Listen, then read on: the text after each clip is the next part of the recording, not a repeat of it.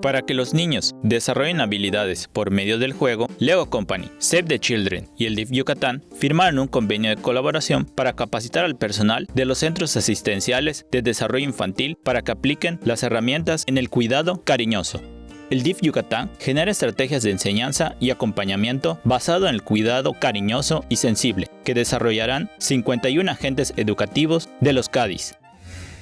Recuperar la importancia del juego, reconocer el juego como una herramienta para que los niños puedan aprender a través de él, darles herramientas al personal y también resaltar la importancia del cuidado cariñoso del personal hacia los niños, que muchas veces por la dinámica, a veces queremos que los niños aprendan como si fuera escolarizado, o a veces queremos que sean como adultos chiquitos, ¿no? Entonces les ponemos muchas reglas. Entonces con esta capacitación del cuidado cariñoso estamos pues recuperando esta parte de las maestras.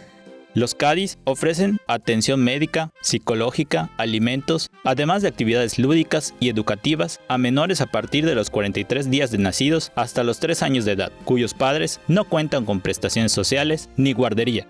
Con imágenes de Joaquín Martínez, información de Álvaro Martínez, Tele Yucatán te informa.